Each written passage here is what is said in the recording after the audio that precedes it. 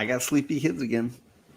Oh, it seems to be the rate I go these days with these end of the year teens.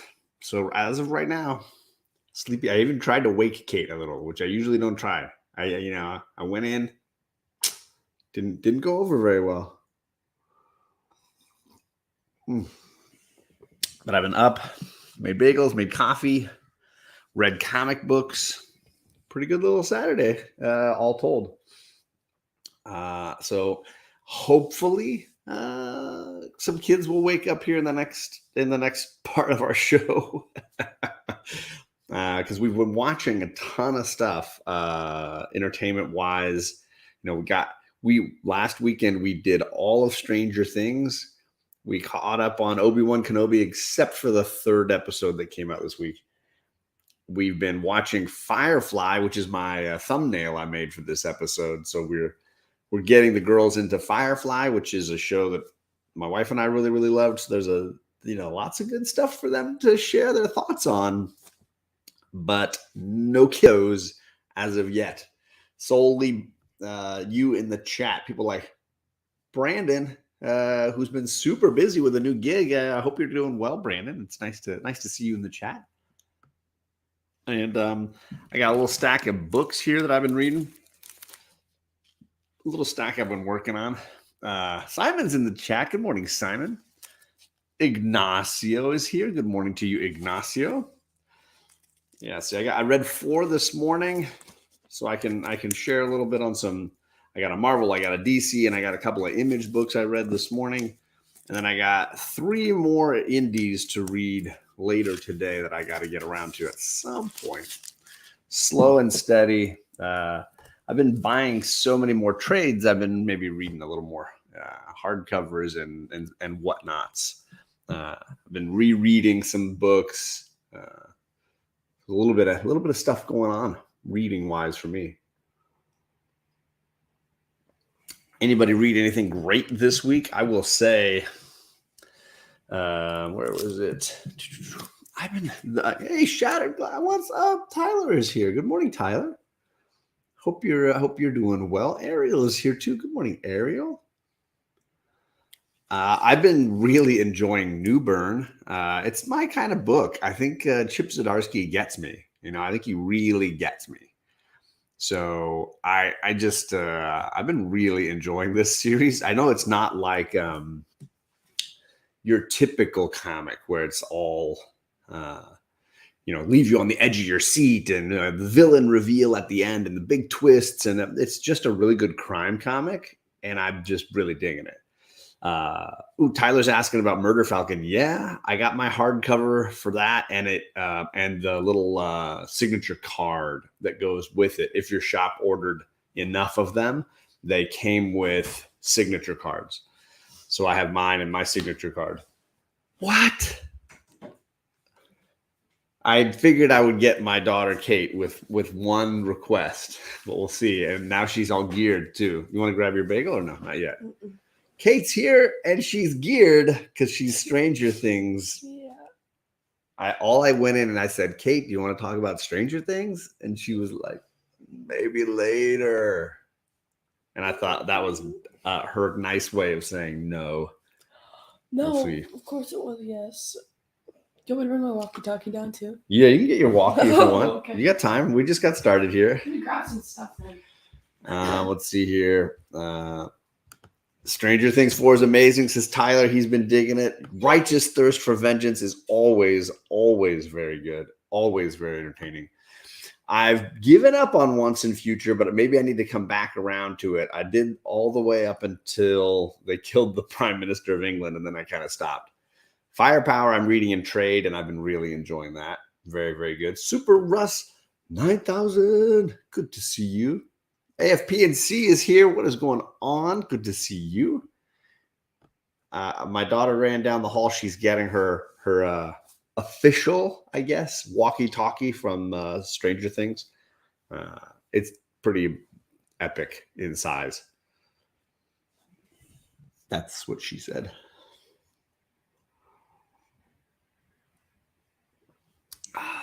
When did the new issue of Righteous Thirst? I'm trying to remember the last issue of Righteous Thirst I read, Ignacio.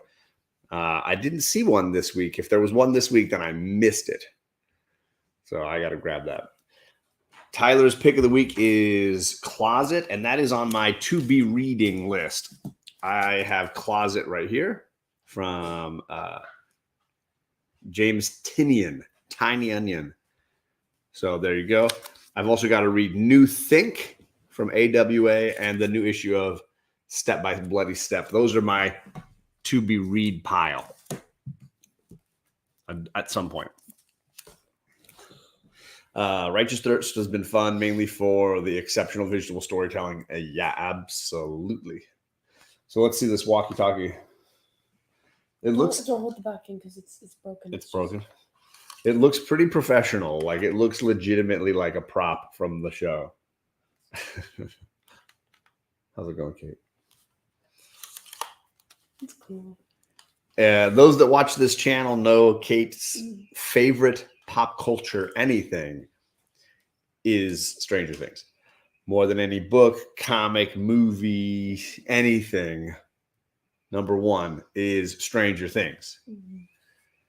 We had to watch all 7 episodes before you went back to school on Tuesday. So we went hard all weekend, 2 or 3 a day, just bam, bam, bam, and got finished with it. How do you feel about it now that it's done? Good. Like a bit like sad because I have to wait all the way until like something like July 1st. Yeah. I don't want to wait a whole other month, but it'll be worth it. Yeah. And then you're kind of quiet. You're kind of quiet. Yeah, sorry. And then I have to wait more for season 5. So. Is season 5 the last season? Mm-hmm. So we have 2 episodes and then 1 last season, and that's it. Okay. Yeah. It's kind of sad. Tyler says his wife watched season 4 twice before the weekend was over. I know. That's impressive. Like my kind of lady, bro. Comic Man Andy's in the chat. What is going on, Andy? Good morning to you, sir. Do you have a Whatnot auction going on today? I know usually every weekend you got something going on over there on the Whatnot, if people don't know. And they want to look for good books, for good deals. I've been in there. I have yet to win anything from Andy in the Whatnot world, but I will at some point. It'll happen. Love it, Kate. They have a Stranger Things experience in New York City that looks something like you'd love it if you were closer. Like it's like a little, you can go inside. Oh yeah, I heard about that. I saw it on like the internet. It looks so awesome. Yeah. Yeah. And then they live in New York? Yes. They lit up the Empire State Building and like covered it in stuff for Stranger Things. Yes, I remember seeing that. I was like, oh, holy cow, that's insane. Like, that's awesome. So I don't know if you guys saw it, but just a giant Dustin head. It was like Vecna, and then there was like all kinds of stuff, and I was like, oh my God. Can you imagine seeing your face on that thing? I was like, dude. Crazy. All right, let's talk about some of your favorite things. We're not going to get like heavy spoilers here. Well, could we put a light spoiler warning? We're going to do light spoilers for Stranger Things. We're not going to go crazy. But let's talk about some of your favorite Stranger Things moments or characters. All right, you know what? Let's get broader than that. How did you feel about this 4th season compared to other seasons? How do you feel about it? It was the least, I don't know. It was like different. It felt different than the show's normal vibe. Does that make sense? Okay. Like it was more like high schooler versions. It's like more teenage, but like it was scarier, which I thought I liked. I liked the scarier part because I feel like the other seasons weren't as scary as this one, but it was really good. Like I think I would rank season 2 above it. Okay. Just because I love season 2. And then maybe season 1 or maybe season 4. I'm stuck between those 2. But, okay. And then season 3 is last. I like season 3. It's not as scary. It's more just like teenage stuff. Sure. But they balance the teenage and the horror in this one really well. So yeah, Vecna is a D&D character, but like all the villains in Stranger Things, the kids who are fighting them label them or name them based on D&D, because they're all kids and they all play D&D. And so when they face this crazy monster that seems to infect people's minds, they call it the Mind Flayer, right?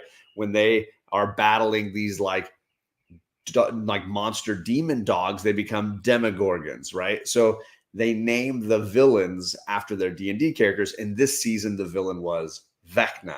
Mhm. That was the villain in that.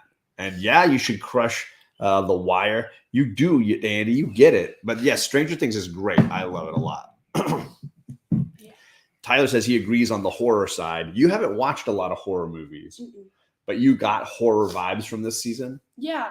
So this one was very much like more aggressive and like violent when it came to the horror. Okay. Because like, can I say when people died? Not like specific people, but like, Okay. Like when people died, they would like their bones would crack and stuff, and their eyes would be like torn out. That was like it was more graphic in that, Yeah, or it at was- least more It was violent. way more graphic. It was so cool though. Like they did so well in like special effects and stuff. It was so awesome. So then for me though, like last season was the grossest one with all the like Oh yeah, that one was gross. the It like wasn't blood scary. monsters and the rats and The the guts. like, yeah, it was very bloody season. This season was definitely scarier, like jump scare, kind of creepy Yeah, scare. definitely. And you could see the vibes from last season were based on this movie called The Thing. Mm-hmm. Every season, for those that don't watch Stranger Things, has like 80s vibes, a different era of 80s nostalgia. And season 3 had a lot of The Thing with Kurt Russell. Mm-hmm. And that movie has a lot of like creepy, gross monster, slimy monster stuff. This season seemed more Nightmare on Elm Street, which is known for its kind of practical, nightmare effects where things are like, you can't tell what's real and what's fake and things are, and that was very much Vecna's mode in this season, right? Definitely. I thought it was really cool though. Like just the overall design of the character Vecna was like played out very well. And episode 7 you really see episode 7 was so good. That was probably the best episode. Yeah, definitely. But like the explanation for the characters, like a very the backstory, yeah, and it fits. Everything just clicks together. As soon as you see that episode, you're like, I get it now. Everything makes sense.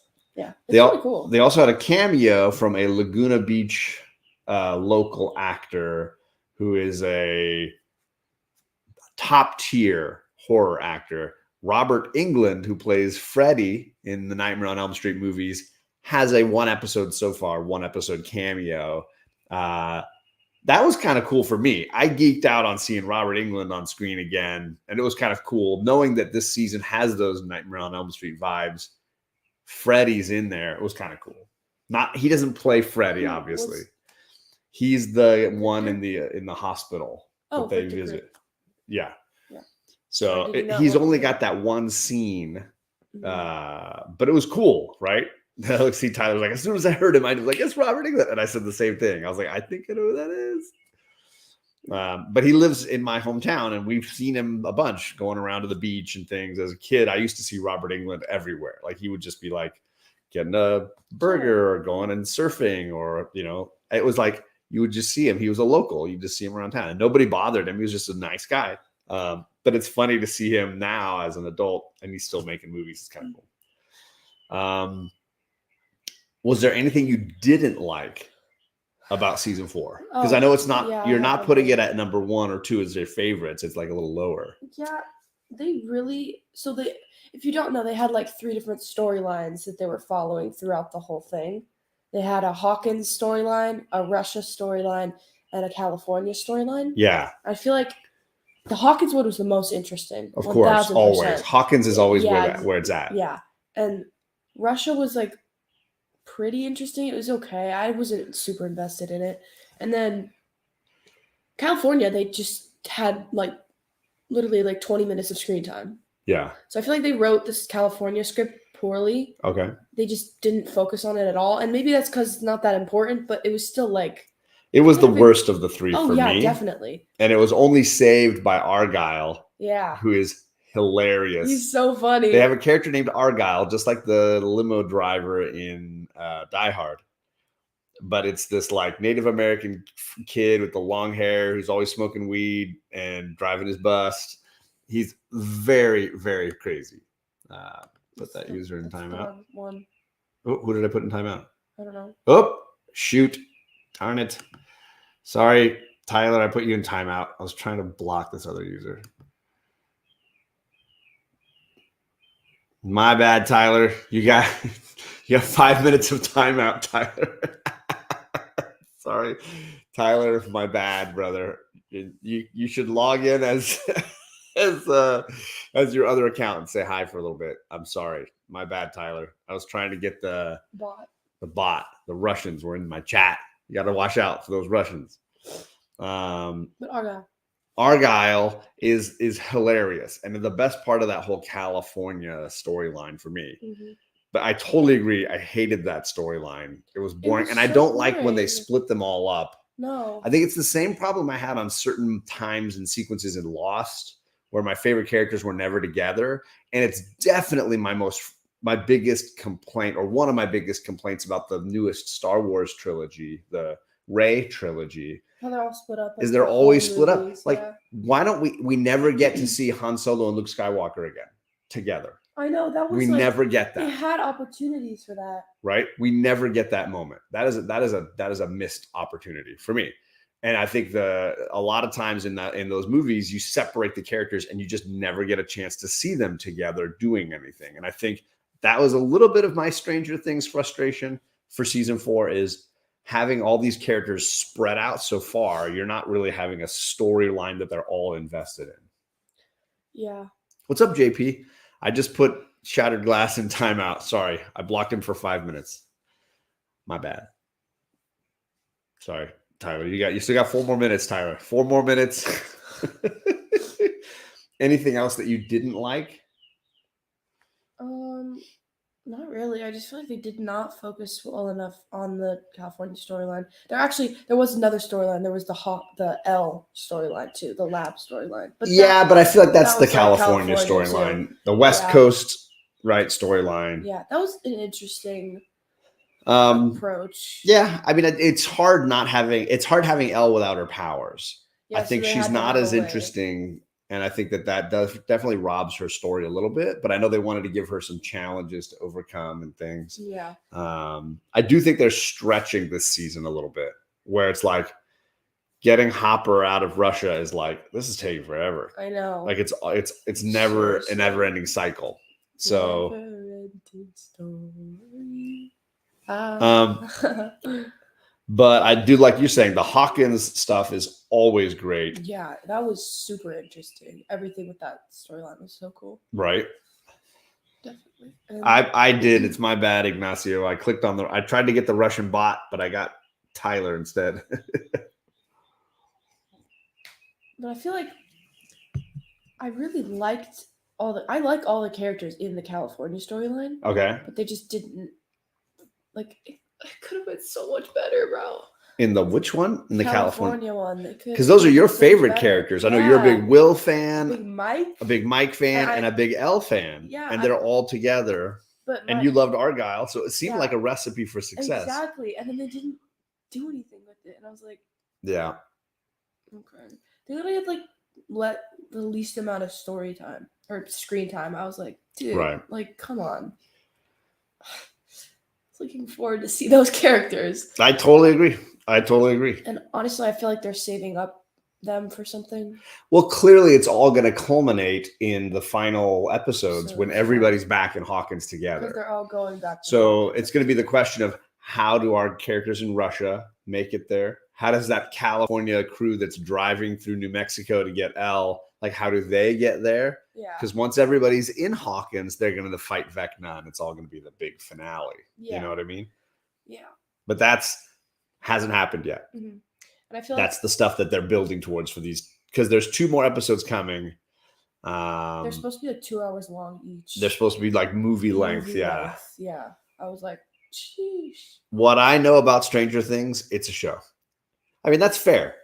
It's basically like as if Steven Spielberg made E.T. now but he also like blended in all these other great 80s things like The Thing and Stephen King's stuff. And this season is Nightmare on Elm Street and all these fun like things layered in. And then it's not restrained by, Disney or anything. It's definitely rated R, swearing,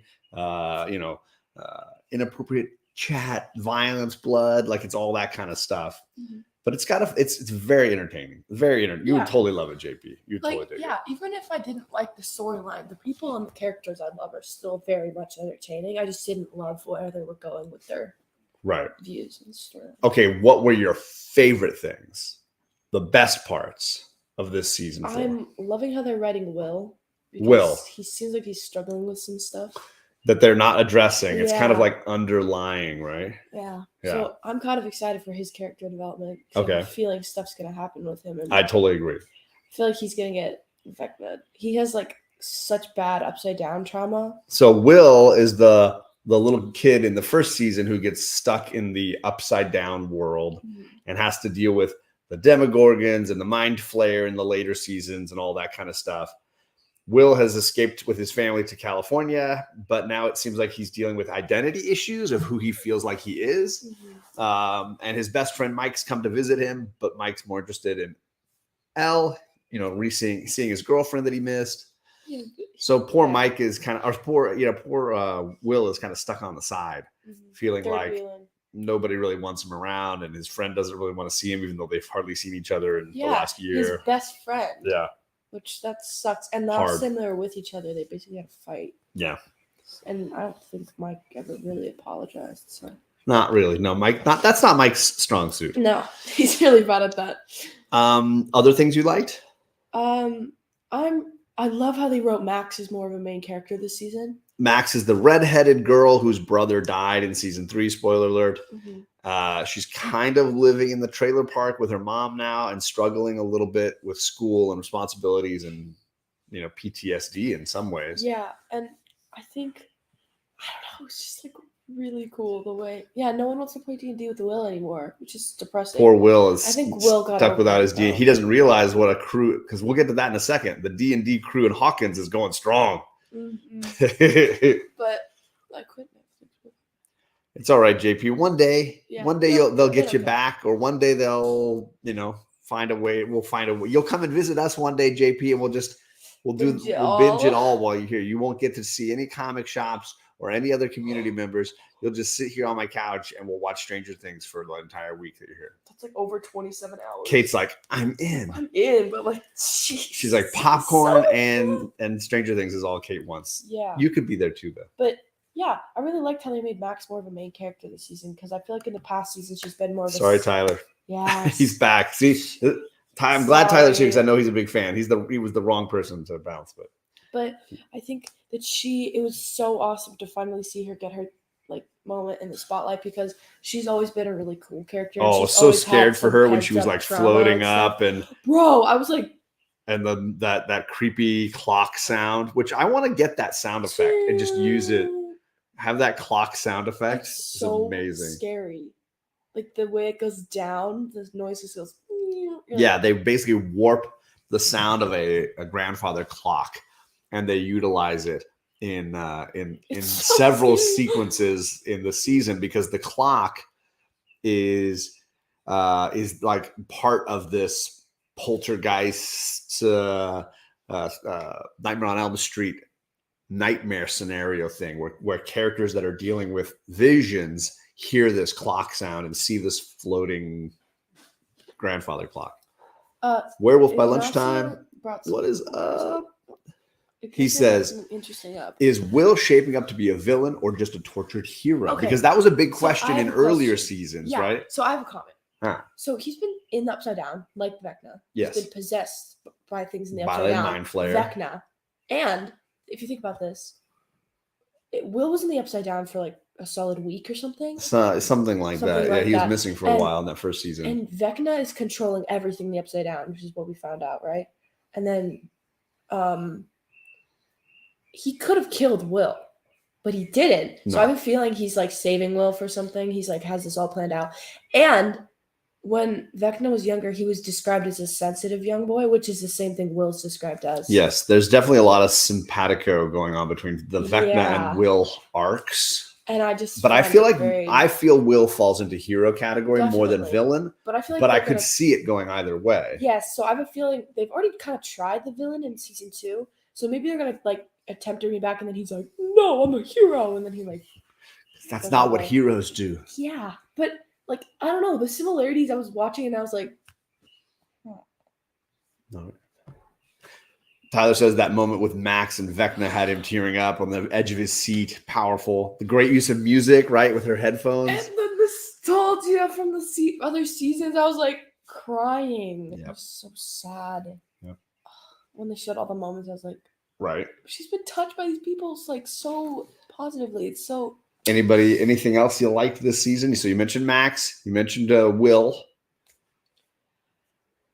I know Will's your favorite character, right? Yeah, I love Will. And then I feel like Lucas and Max's storyline was like kind of, it was interesting, like, because they like broke up and then, I don't know. They're still, I love them. Anyways, they were really cute. We're discussing Stranger Things. Kate's the Yeah. big Stranger Things fan. Werewolf says, I've been a Kate Bush fan since the 80s, but I wish they would play more than just the one song.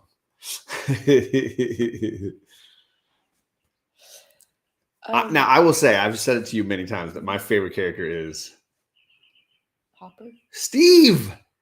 Freaking love Steve. Steve is the best character on the show. Steve, He's so funny. This Steve is my season. favorite character. I'm obsessed with Steve. Oh my Even God. since season 1, when he was a complete tool and was slowly evolving away from being a complete tool. I Mhm. love Steve.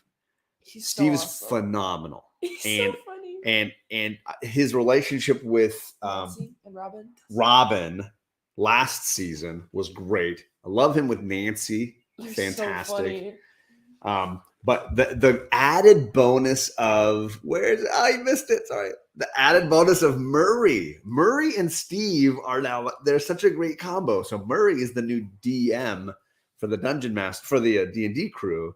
And Murray is this like No, hard you mean- rocking. no, that's Eddie. That's Eddie Munson. Sorry, not Murray. Munson. Oh, Eddie Munson. Murray's the bald eagle guy. The bald eagle guy? The bald guy in Russia. Oh yeah, I do like Murray. Bruh. No, sorry, Eddie Munson is the hard rock and roll DM for the Dungeons and Dragons team. Steve and Eddie together are a perfect combination. Love those guys. And when they both go in the upside down in this season, I thought that was one of my favorite sequences. Yes. The two of them running around and doing all that. Very, very excited. Yeah, I heard the new season of The Boys had dropped a few episodes this weekend. Haven't watched any of those yet. So those I have not caught up on yet. Okay. But Charlie's here, Okay. and she's got her blueberry bagel if she wants it. Mom got her a blueberry bagel this I morning. know. Can I There you say a favorite scene with Steve? Really quick? Your favorite scene with Steve this 4th season? When he like took his shirt off and he had all the chest hair, and Dustin was like, or I Lucas was keep like, telling you. yeah, Lucas was like, No, it's Dustin, did- I think, was telling no, me. but Lucas is like, when did Steve become so hairy? And Dustin's like, I told him to tame his jungle. And he says, but the ladies like it. And then Max takes it, and she's like, let me see. And there's a solid like 8 seconds of her just looking in the binoculars at him. Just, it's totally silent so too. good. There's It's like, so good.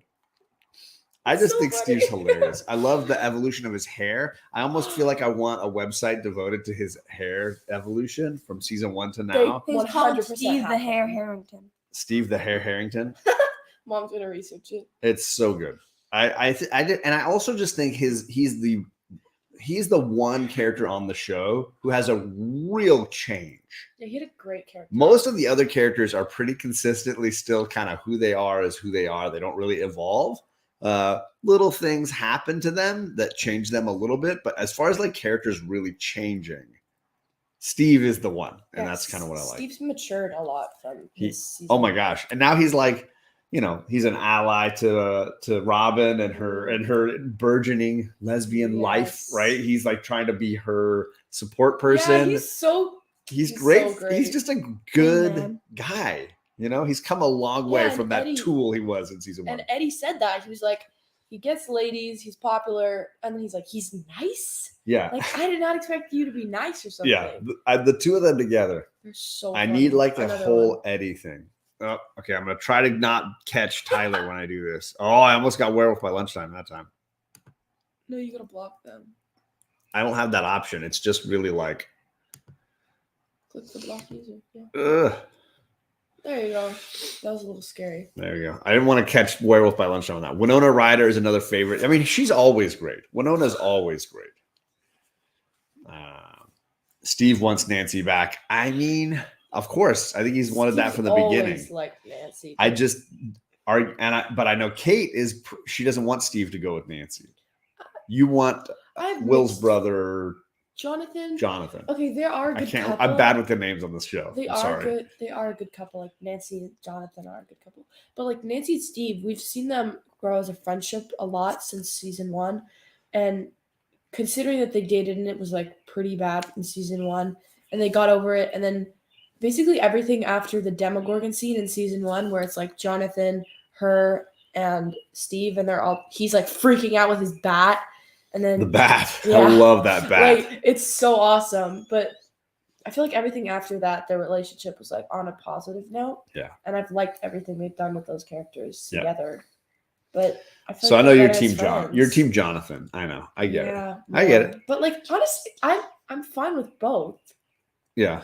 But like I like Jonathan and Nancy. What about you, Charlie? Are you more of a Steve with Nancy or a Jonathan with Nancy? Steve. Ooh, so we got both sides here. I just want Steve to be happy. I feel like he has never really found a lady that was interested in him. Besides Nancy. True. Even Nancy, I think, is kind of just sort of torn. I don't know that she's passionately interested in either of these guys. She likes Argyle. You know, I think the person that cares about Steve the most is Robin. And I think she's like his perfect friend person. And I think they get each other. Both last season at the what was the place they were working at? The hot dog place? Scoops Ahoy. Scoops Ahoy. And this season working at the video store together. Oh my God, they're so funny. They're great together. So awesome. Yeah, for those joining us now, we're talking about Stranger Things season 4. Bronze Page, good morning to you. He said Obi-Wan is very good. We've watched 2 episodes. We'll have to watch the 3rd one at some point today. When did they come out? Ignacio says, I was just thinking, man, she shouldn't have stolen that from Saks Fifth Avenue. Oh, they're talking about Winona Ryder's bust. Winona Ryder got busted for shoplifting when she was a young actress. It was quite the fiasco. Robin and Steve are besties. Facts. Tyler says, Robin is the best. Lisa always says how she was reminded of Uma, her mom. Looks so much like her. And her voice. Yes. Her voice for sure. Every time I hear her, it's like, it sounds like a young Uma. I know. It's so. Yeah, Robin is played by Uma Thurman and Ethan Hawke's daughter. I don't remember her name. The actress. Oh, Maya Hawke. Lisa? Maya Hawke. There you go. Lisa is Tyler's wife. So Shattered Glasses. His wife is obsessed with Stranger Things. She's watched season 4 twice already, apparently. So good on your household, Tyler. Charlie, did you have any parts of season 4 that you really loved, that you feel like you were really happy with?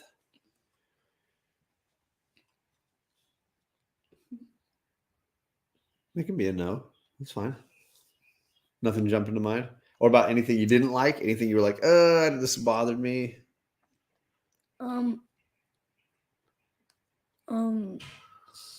Henry Creel. So the character played by Robert Englund that's in the insane asylum or whatever, the hospital that they visit. Henry is the son. Okay. So the journey of that Creel family, you're saying, is still a little confusing to you? Okay. The Creel family owned the creepy mansion in the story of season 4, and it seems to have been possessed by some poltergeist, and the Vecna villain seems to have sort of drawn its power from it. Or at least used the house as a way to come into our world from the upside down. Mm-hmm. So their house with the grandfather clock is a big part of the season, and we meet the father, the patriarch of that family, is played by Robert Englund in the present. I like the part with Max. You gotta be a little louder and more specific. I like the part when when they find out Max is like probably gonna die, and then Yeah. they like how people react to her and Mhm. how she reacts. And the use figuring out about the music and the headphones, and right? then, and then I like when she starts when she's running away with the music. That's Sure. a good scene. My teacher was telling me how he really liked it. I was like, yeah. And I was like, it was the music for me. And I was like, same. 80s music is just. You like 80s music? I know your mom does, so she must have planted some of those seeds in you. Bloop, bloop. All right. Lady Fantastic says, are you excited about Ms. Marvel Kamala Khan? Apparently that show comes out next week. I didn't know it was next week. I knew it was coming up. I thought Obi-Wan would finish first, but I guess Obi-Wan will only be halfway done, give or take. Have you read much Kamala Khan before, Charlie? Not really. I thought we had one of her trades, don't we? One Miss Marvel She trade. stretches. Yeah, she can. Well, in the comics, yeah, but not in. Apparently, the show, she's gonna have a slightly different power. We shall see. You ready to talk about Firefly, Charlie? Huh? I love Firefly. Ariel says she loves 80s music too. So, my wife always really good at picking quality television shows and recommending them. And one of the ones that she hit a home run with in our household was Firefly back in the day. She spotted it on Friday nights on Fox or whatever it was on, and caught a few of them, and then told me to watch it. And before long, we were totally into it. And then, of course, it got canceled very famously. This was the early 2000s somewhere. If you haven't heard of the show, it's only 14 episodes long. They're all on Hulu. It stars Nathan Fillion, the actor from Castle and several other shows and things. Let's see if JP's in the chat to bust this user. I'll block him. I think I got him. I got that one. I did not catch Ariel, thank goodness. If you haven't heard of Firefly, I fully recommend it. I know that some people don't like Joss Whedon and they're frustrated with I get it. And Whedon is the creator and one of the main writers on it. But I think the show is hilarious. I think the show is very well cast. I think the actors are all really, really, really great. And it's 14 episodes. And then they made a movie called Serenity that sort of ended it in, well, it was probably like 2008 somewhere, maybe 2010. It's basically, yes, Ignacio, it's basically a Western in space. It's a space Western. That's what I told my friends. And it's got a fun mix of Americana with some Eastern philosophy, Eastern culture, Chinese language. Plus, it's got some of those great Star Trek, Star Wars, outer space vibes. And then you get cowboys and reavers instead of Indians. Very entertaining, great show. And the girls had never seen it until last weekend. And then we just started kind of cruising our way through it. We're about halfway through the show and I've really been enjoying it. JP says he loved Firefly back in the day. And Tyler says technically every Western is in space. I mean, this one is in outer space. Would that be helpful? In space ships. So, Charlie, what have you thought about Firefly so far? I know you're eating. Just a thumbs up. Anything else? It centers on one particular ship that's a transport vessel. Not a lot of no weapons on the outside of the ship or anything like that. It has a captain, a first mate, a pilot, a mechanic, a doctor, and his sister, a companion, and a gunslinger, And a preacher. and a preacher. So there's 8 or 9 people on the ship, and it sort of just follows their journeys as they take different jobs to kind of keep themselves alive and making money.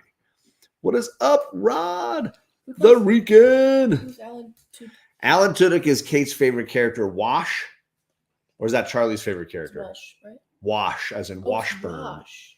His last name is Washburn. You're the Washburn fan? So Kate loves Wash. That's Alan Tudyk, the voice very famous voice actor, because he did voices from Frozen, and he's just a very talented guy, but also plays a lot of characters. You've seen him in probably other stuff as well. Alan Tudyk, great actor. That's Kate's favorite character. The pilot. Yeah. What was your favorite? Do you have a favorite character? I really like the Doctor though. The Doctor. I have 4. You have 4, which I mean, they're all. Here's the simple truth, right? They're all really good. Yes, but the Doctor siblings, and then The Doctor and his sister. and then Inara. You like I Kaylee, like the Nara, she's mechanic. cool. Yeah, I love Mal. I mean, it's one of I the do few. like It's one of the Mal, few too. shows where I think the lead character is very, very entertaining, and also super layered. Like you never know what he's going to do at any given moment. I think that's part of the fun of it. I love when he's interrogating a thug and telling him, "Go back to your boss. Tell him we gave him his money back." And the guy's like, "No, I'm going to kill you. The next time I see you, you're going to die." And then Mal just kills the guy. He's like, "Fine, I'll kill you." And then he grabs the next henchman. He's like, "All right, go back to your boss. Tell him." He just has this wonderful, like, he just shoots people. Like sometimes he just shoots a guy. He's just like that. There's no point in arguing with this guy. I'm just going to kill him. Other times he'll like sacrifice his whole crew just to rescue somebody. I love his sense of morality. I think it's very interesting. What do you guys think of Obi Wan? We'll get to Obi Wan. Yes, we will get to Obi Wan before we're done. There are so many shows to talk about, right?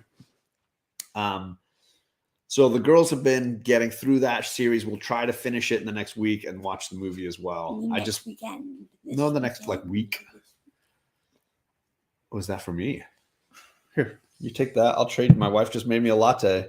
I tried to make coffee this morning. I'm not very good. It's one of the. I don't know how you can be bad at making coffee. I am. That's one of the things I'm bad at. My wife, on the other hand, makes a very great latte. So here it is. Mal is a better. I'm going to say a fact. Mal is a better Han Solo than Han Solo. Mostly because he gets more to do in those movies. It's something Harrison Ford constantly complained about, is that Han Solo is useless in those movies and really not anything important that is necessary. Nope. I like Mal. He's far more useful and functional, and he's more of a leader versus Han Solo, which is generally more of a follower. Shocking take. Not that I hate Han Solo. Love Han Solo. Like Han Solo a whole bunch. Always wanted to be Han Solo as a kid. But Mal is I like Mal a lot better. His Kevin is here. attitude. Entropy in Comics. What's that? His attitude. He has a very interesting attitude, right? Because he's a soldier who lost a war, is still kind of hurt about it, and he's sour and about it. always wants to stick it to the man. And I think I love his attitude. Have you guys ever seen Smallville? Says Bronze Page. The girls watched about a half a season of Smallville and got a little bit scary for them. I got really when they were scared younger. because- This is like 3 years ago. Yeah, we should do it again because honestly, But they it was really so enjoyed it for what they interesting. seen. And it was just because of that one scene with that guy. There was like an Iceman, and he froze someone in a shower, and I couldn't go. I in the thought it was shower an after. insect monster guy. No, Wasn't there an insect Yes, there villain? was. Okay. I don't remember. And then there was that lady who like cracked her neck on the stairs, and that really scared me too. Now she watches Stranger Things, so nothing Yeah, scares so that's not scary anymore. her. John hates Han Solo. Terrible, says JP. All right, if that's your takeaway. Anything else you want to say about Firefly? Should we move on to Obi-Wan? Or was there more you wanted to say about Firefly? It's really good, and I want to watch it. We will definitely watch more. Right We'll now, definitely watch more. after this. Did you have a favorite episode? A favorite storyline? Anybody have a favorite storyline so far that they really liked? I like the one with the girl, Mrs. Reynolds. Our Mrs. Reynolds, That was such the a woman good who one. fake marries that Captain was Reynolds and interesting. sneaks off on the ship, but she's really a con artist, and she's just trying to steal his money and his escape pod and get away. But she's dumb enough to think that they wouldn't find it. Oh yeah, she definitely outwits pretty much everybody but Inara on that ship. Yeah, for real.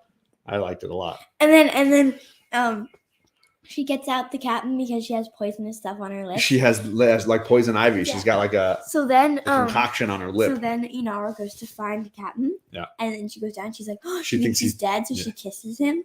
But then he has the stuff on his lips. And then she's like, son of a. And then she falls down. And then Yep. they're like, he wakes up and he's like, what happened to you? And she's like, I fell. She keeps saying that she fell. And then later on, she says that she had talk with her. And he was like, did you? And she was like, no. We both figured each other out. But then later, he's like, I know you didn't fall. And she's like, yes. And he's like, so you did kiss her.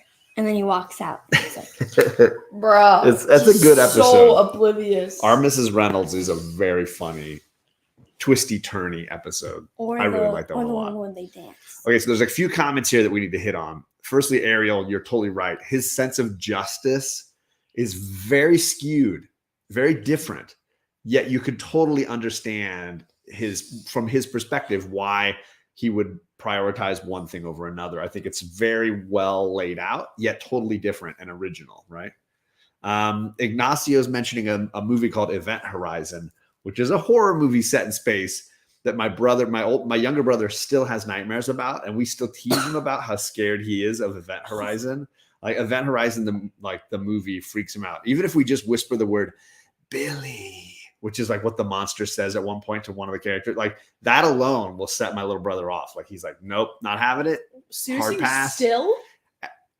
And for his high school end of year party that the school hosted, it was like Hollywood themed, and they had all these movie posters, and my mom was building and setting it up, and I was putting up posters, and I found an Event Horizon poster. I rolled it up. I took it home when he wasn't aware. I went in his room and I put it on the back side of his door. When he So that when he it. closed his door at night to go to bed, the Event Horizon was there. And I knew he would be out super late that night. So I did it hoping that he wouldn't notice it, that he'd lay in bed and look up and then see it. I woke up in the morning very excited. I went out and it was just crumpled up out in front of his door was the poster. So what had happened? Do you know? He had spotted it. He tore it down and he threw it out. So good. It was the highlight of my life. Was it in Nona's or Pop-Up's house? That was at Pop Pop's house. What door was it on? It was on the one that's the game room where you guys, the music room, whatever upstairs you play, and that was BJ's room at that point. Yeah, it was great. JP says if they like Stranger Things and Firefly, and this is where I'm going to get a look from my wife, it's time for them to watch Buffy the Vampire Slayer, which my wife and I tried to watch. And I know, JP, you're a big Buffy and Angel fan. We tried to watch Buffy. We've never watched it. And we watched like 3 episodes. And my wife's like, I don't like this. Like, I'm not entertained by this. And this feels like a show that falls into that category of people telling you, yeah, but after you get through season 3, it gets really good. Yeah, exactly. It's like, and so I'm kind of in this weird place with Buffy and Angel where I'm like, I don't like it's so campy. It's so like it's horror and funny and like silly. And I can't, the vibe of it is just, I struggle with it. So I don't know if I'll ever succeed in watching the show. Season 1 is uneven. Season 2 is amazing. So there you go. So I know it's really great. A lot of people love it. And David Boer is, he's writing the comic book is it for Buffy or Angel? It's not Firefly, right? I think it's Buffy or Angel. I hate camp. I will legitimately say I can enjoy any genre. A musical, romantic comedy, like I can enjoy a lot of different genres. Camp is a genre I struggle with because camp is a genre that says, I don't care. We can do whatever we want. And so I really struggle with it. It's basically a genre of entertainment where the characters kind of know what they're making. And so everything could be funny. Mm-hmm. It's not a very commonly used genre because I think it is so, it's very sweet. And I think you can taste it and be like, it's like too much of it can be just overwhelming. So I struggle with it. So Boer's writing a Firefly comic book. Wow. That's exciting. So I struggle with camp. I was legitimately talking about this with Fire Guy Ryan because he was watching Evil Dead for the very first time, and Sam Raimi, the Spider-Man filmmaker, known for making very campy movies. And I jokingly told Ryan, like, I don't like camp, but I can enjoy Sam Raimi's stuff for what it is, but it's not stuff that I'm going to watch over and over again because it's so campy. I struggle with it, and I feel like Buffy falls into that category. So I don't know. Maybe I'm just overthinking it.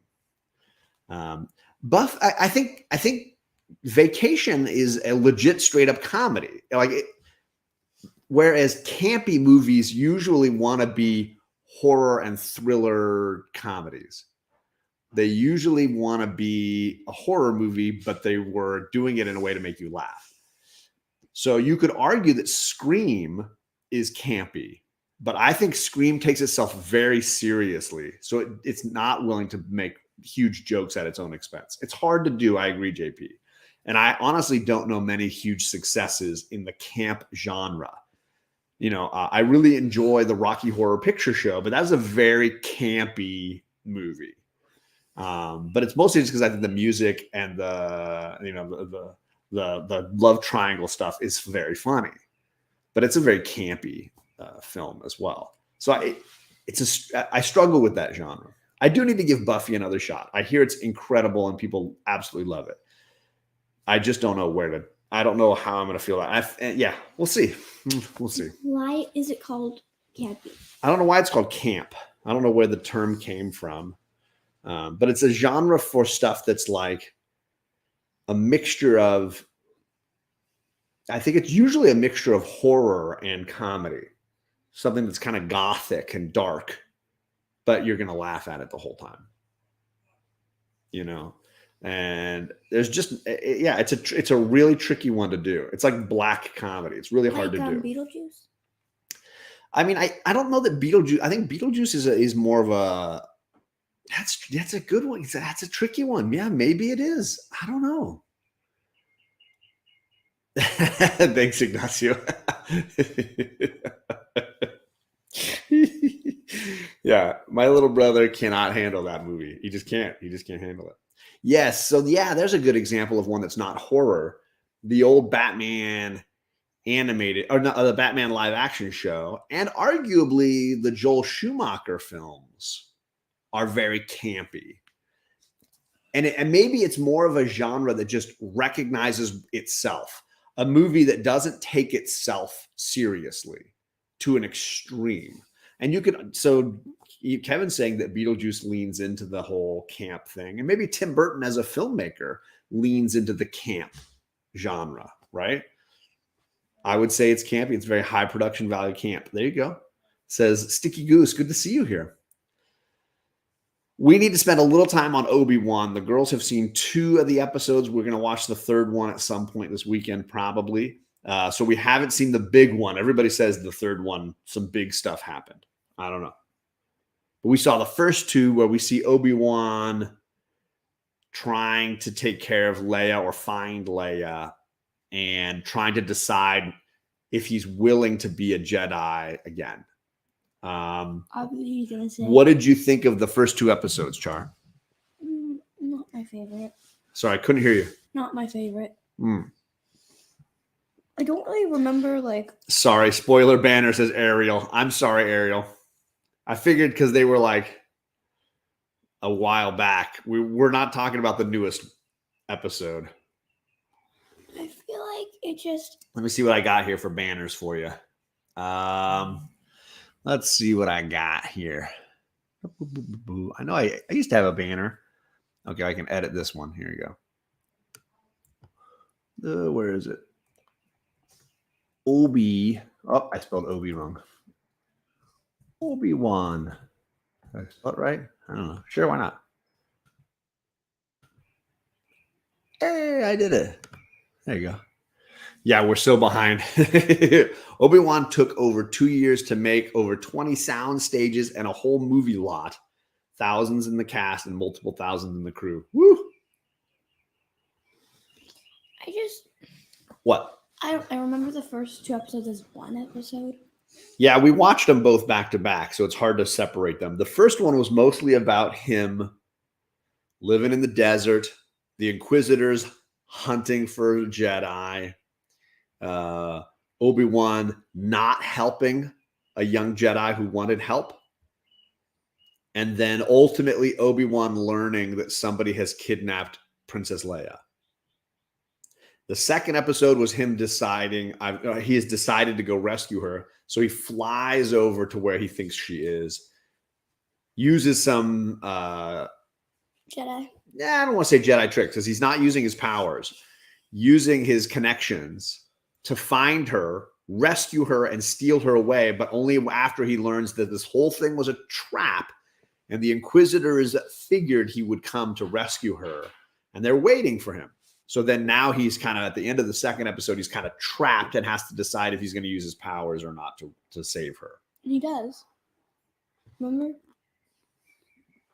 Does he? What does he do? He before she drops to the ground, he goes, and then she softly lands on the ground. Oh, you're right. He does use his powers one time, but he's got to decide to use it versus the Inquisitor, right? Reva.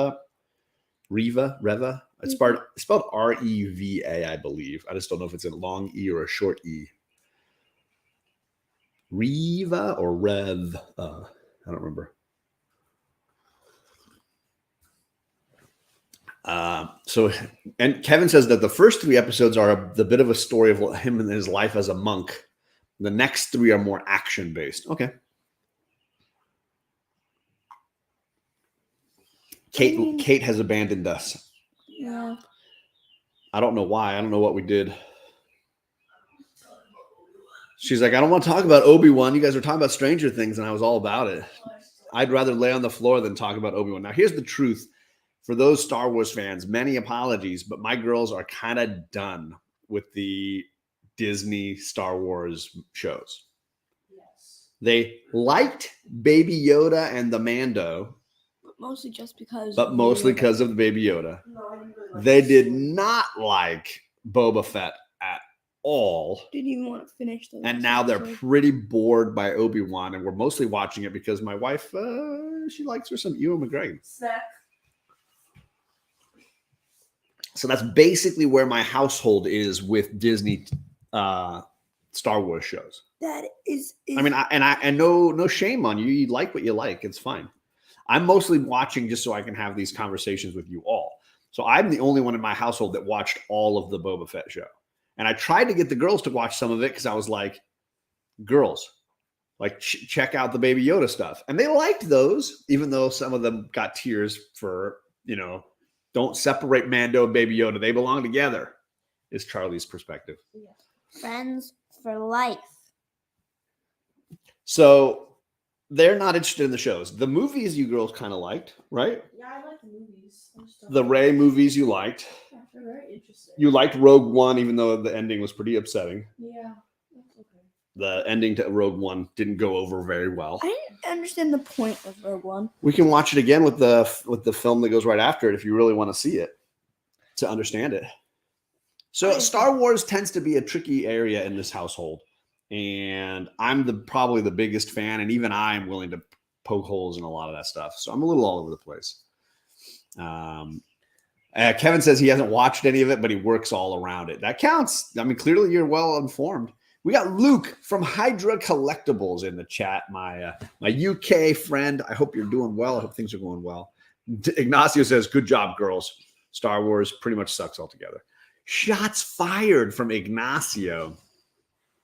I will say I've always been more of a Star Trek fan. I think it's just been my preference. But mostly just because I like some of those characters more, and I like that universe more, and I like several of the iterations more, even though I recognize they've got their flaws too. It's not like it's one's, just perfect or whatever. So we'll watch more Obi-Wan, but it did not wow these two very much. So there you go. Do we feel more they show Obi-Wan and Darth Vader together, the more it takes away from New Hope? New Hope is the original movie, right? Where you see Obi-Wan die because Darth Vader kills him or whatever. And a lot of people are worrying that the more we see Obi-Wan, the show, and see Obi-Wan and Darth Vader, it takes away a little bit from their encounter in the original movie, when it seems like they haven't seen each other since he cut his legs off or whatever. Yeah, it feels like a filler. Does that make sense? Like the show feels like a filler. I've said that about all the Star Wars shows. Yeah, definitely. Filler means they give you an extra episode that you didn't really need just to add more episodes. It doesn't really add much more to the plot. It doesn't really add more to the characters. They're just giving you more hours. Definitely. that don't amount to anything. And I've said that since the first season of Mandalorian. I felt like half of that first season of Mandalorian was filler and just unneeded. Definitely. And I felt that way about the second season of Mandalorian and about Boba Fett and so I feel like in general, because they try to take a movie idea and expand it into 7 hours or whatever, you end up with all these episodes that are like, oh, before we solve the problem, we're going to go on a side mission and go do this thing real quick. And we'll come back to the main mission next month. I was like, I don't know. So that bugs me.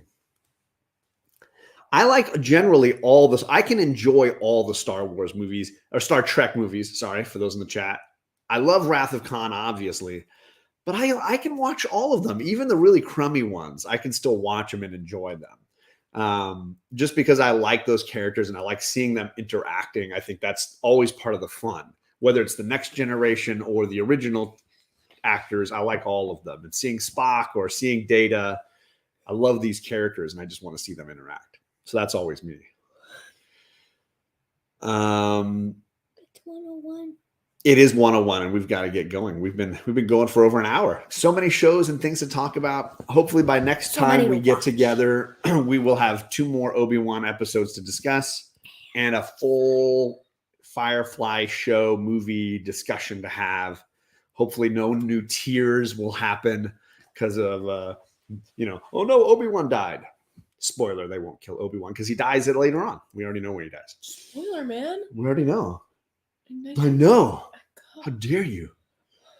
And, when July 1st rolls around, which is was that a Friday? Possibly. Is July 1st a Friday? See, the 4th of July is a Monday. 3, 2, 1. Maybe that Friday, the girls and I will try to power through at least 1 or 2 of those Stranger Things so that by Saturday the 2nd, you can expect some Stranger Things discussions. The deep dives that you really love. Can we do Firefly this weekend? Yeah, Ignacio, the girls have now watched half of the first of the show Firefly. I think we did 7 or 8 episodes of the 14. And then we're going to do the movie. So they are, that's the thumbnail for this today's show is mostly for Firefly because this one especially super into the Firefly. Can we watch another episode at some point? Can we please? I would much rather watch Firefly than Obi-Wan and Stranger Things. Well, thankfully there are no Stranger Things and there's only one Obi-Wan to watch. So you've got way more. Scrubs. I don't want no scrubs. In my book. Well, I'm glad you're enjoying it. But we're going to leave. We're going to get on with our day. I will be back next on my channel on Tuesday for Omni X-Men, and we're reading Bizarre Adventures 27, the magazine-sized black and white issue with several great artists and several great writers. So if you've never read Bizarre Adventures 27, get in your Marvel Universe app. It's in there. Bizarre Adventures, find issue 27, and that's what we're reading, so you can be there in the chat for us. Hydra says, best Star Wars movie order, 4, 5, 2, 3, 6. Treating the prequels as flashbacks to show. I mean, everybody has their preference. Everybody's got their order, right? But thanks, everybody. Yeah, happy to start the weekend off well. Have some coffee, have some comics, have some kids. I mean, not actually having the kids, but like hang out with them. And watch Firefly. I hope everybody has a wonderful, wonderful weekend, and we will see you all back here again, hopefully very soon. Bye, guys. Peace.